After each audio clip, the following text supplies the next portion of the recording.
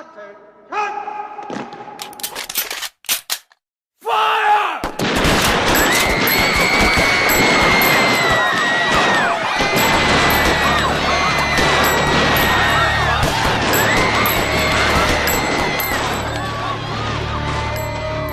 कौन सा जज्बा था जिससे फरसूदा निजामे ज़ीस्त हिला, उजड़े हुए इस वीरान गुलशन में वो किसका लहू था, वो कौन मरा।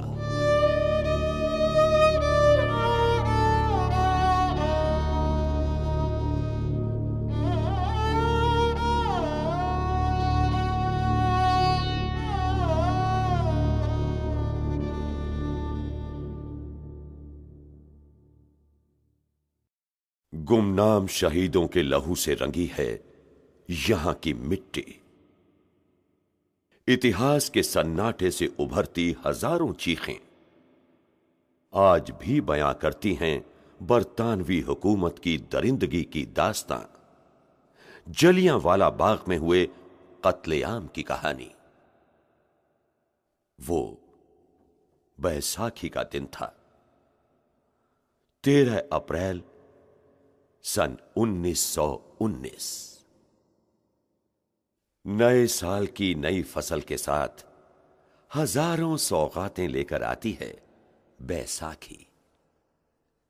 इस बैसाखी पर्व पर अपनी मन्नतें सौगातें लिए आज भी हजारों लोग अपने बाल बच्चों के साथ दरबार साहब में मत्था टेकने आए हैं।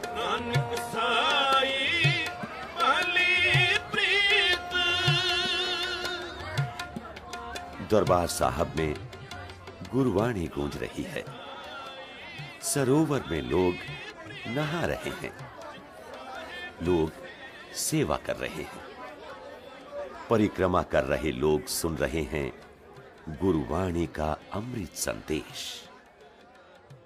ये भोले भाले किसान नहीं जानते कि इस बार बैसाखी की खुशियों पर मौत का काला साया मंडरा रहा है,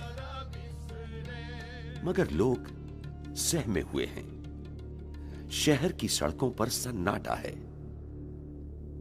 जो 2-4 लोग गुजरते हैं वो भी दबे पांव, डरे सहमे। दरअसल ये तूफान से पहले की खामोशी है। एक अरसे से पूरा पंजाब उबल रहा है। वजह बताएंगे हमारे नेता डॉक्टर सत्यपाल।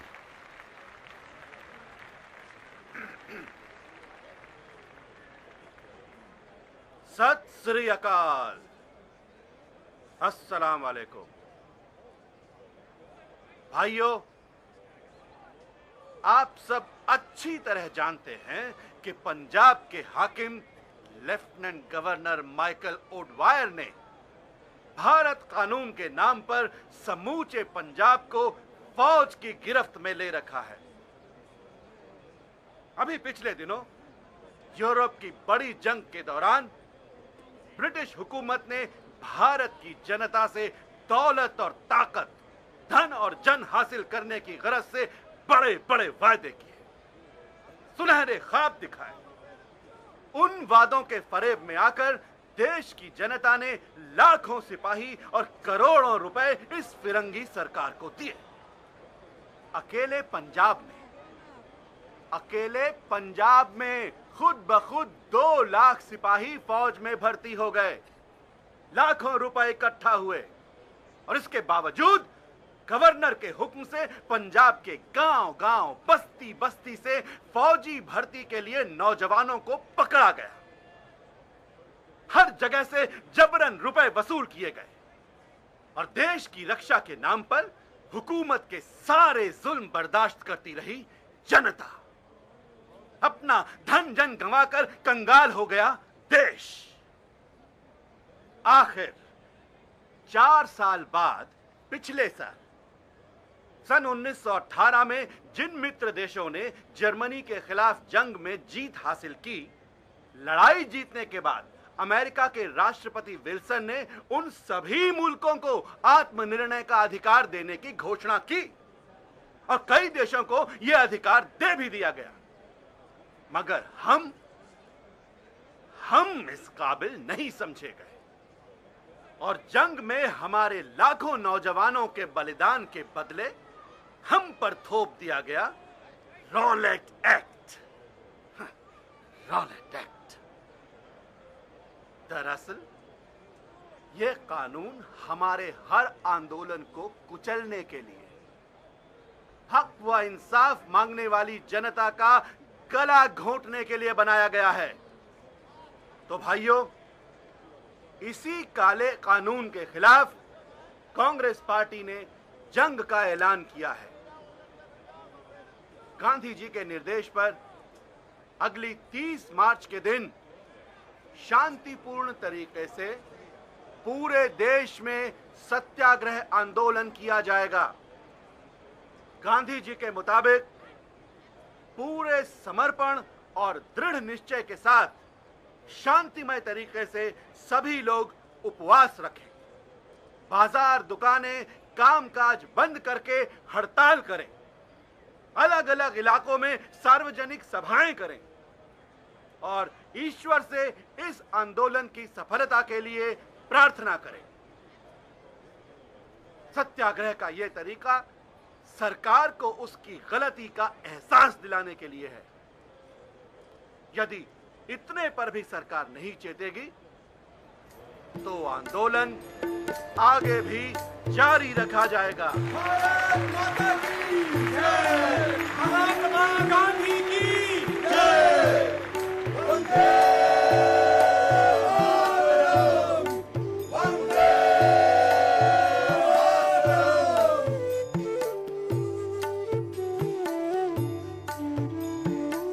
महात्मा गांधी द्वारा सत्याग्रह आंदोलन की घोषणा के साथ देश की जनता में एक नया जज्बा व जुनून पैदा हो गया।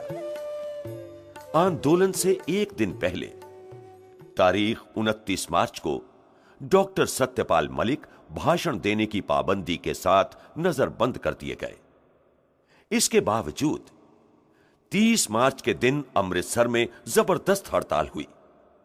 लोगों ने कामकाज बंद रखे।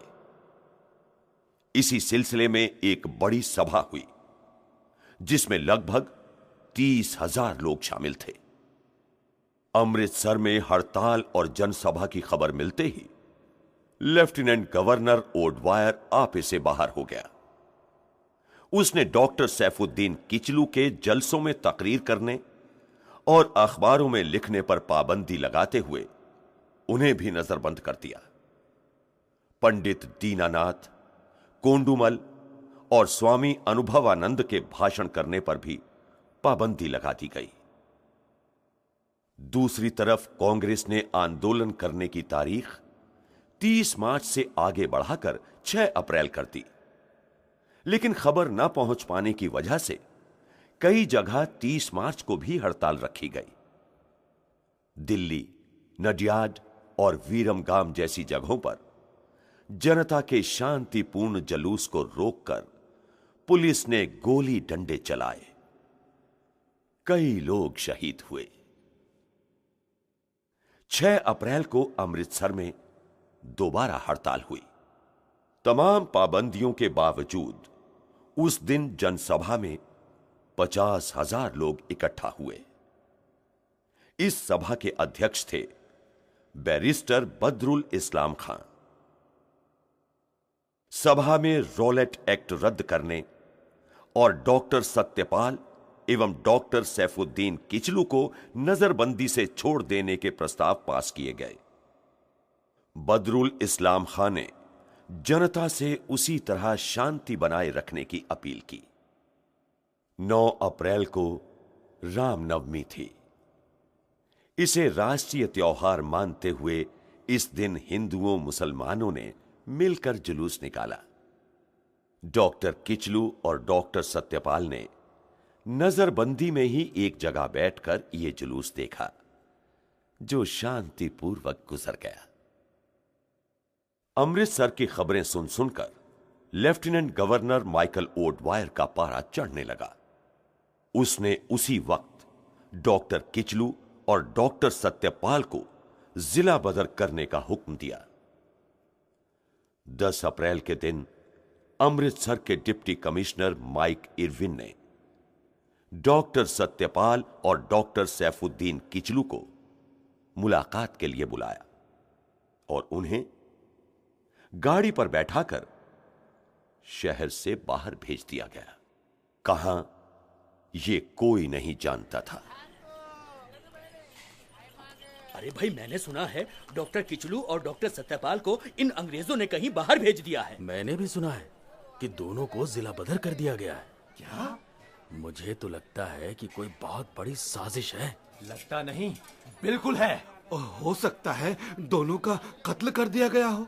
हम लोग बदला लेंगे, इस हुकूमत की ईंट से ईंट बजा देंगे। अगर किचलू और सत्यपाल को मार दिया गया तो हम एक एक हिंदुस्तानी के बदले 100 अंग्रेज मारेंगे। अब यही होगा। इस डिप्टी कमिश्नर को इसकी औकात बतानी ही पड़ेगी। चलो भाइयों, चलो बंद करो दुकानें, आज कुछ करने का वक्त आ गया है। भारत माता की जय, भारत माता की जय, भारत माता की जय। देखते ही देखते बाजार बंद हो गया। डॉक्टर किचलू और डॉक्टर सत्यपाल की गिरफ्तारी की खबर बिजली की तरह समूचे शहर में फैल गई। लोग लाठियां पीटते हुए डिप्टी कमिश्नर के बंगले की ओर बढ़ चले। भीड़ अब जुलूस बन चुकी थी। रास्ते में कुछ अंग्रेज सिपाहियों ने रोकने की कोशिश की, मगर लोगों के तेवर देखकर उनकी आगे बढ़ने की हिम्मत नहीं हुई।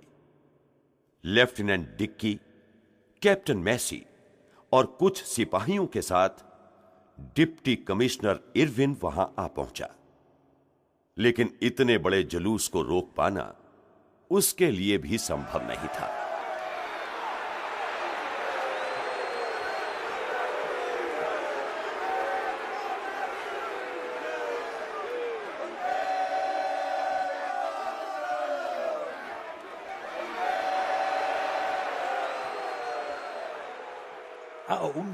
नो, अपना सोल्जर्स का इधर आने तक तो ये लोग सिविल लाइंस तक पहुंच जाएगा। मगर करें क्या? कुछ भी करो, डू एनीथिंग, बट रोको नहीं। But how? फायर। हर तरफ अफरा तफरी का माहौल था। लाशों के ढेर लगने लगे थे। चीखों पुकार के बावजूद लोग डटे हुए थे, दिलों में कुर्बानी का जज्बा लिए। दिन के 12:45 हुए थे। पुलिस अफसर प्लोमर अपने सिपाहियों और घुड़सवार दस्ते के साथ वहां पहुंचा। उसने अपने सिपाहियों को मोर्चे पर तैनात कर दिया। अब भीड़ और सिपाहियों के बीच की दूरी महज 40-50 गज रह गई थी। पुलिस भीड़ को रोकना चाहती थी और भीड़ आगे बढ़ने की कोशिश कर रही थी। कुछ ही देर में फौजी पलटन भी पहुंच गई। रुक जाओ, आगे मत बढ़ो, वरना फौज को गोली चलाना पड़ेगा। सब के सब मारे जाओगे। हमें मत धमकाओ, अपनी जान बचाओ। अपनी जान बचाओ। अरे हम तो कफन बांध कर आए हैं, मारेंगे या मरेंगे। वंदे मातरम। वंदे मातरम। वंदे मातरम। वंदे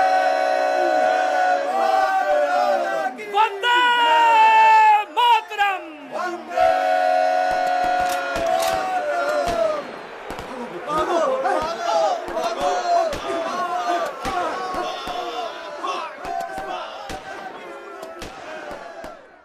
अंधाधुंध गोलियां चल रही थीं। चारों तरफ बिखरी हुई थीं खून से लथपथ लाशें। देखते ही देखते लोगों की आंखों में खून उतर आया। आखिर बर्दाश्त की भी एक हद होती है। अब पूरा शहर विद्रोह पर उतारू था। हिंदू, मुसलमान, सिख सभी अपने शीश हथेली पर लिए घरों से निकल पड़े। अलग अलग जत्थों में बढ़ते हुए ये लोग नारे लगाते चारों तरफ से आगे बढ़ रहे थे।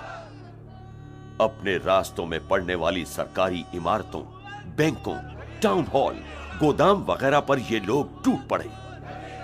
हर जगह तोड़ फोड़ के साथ वहां के अंग्रेज अफसरों और स्टाफ के लोगों का सफाया करके आग लगा दी गई और उसी आग में झोंक दी गई अंग्रेजों की लाशें। सारा शहर जलने लगा था। आग की लपटें आकाश को छूने लगी थी।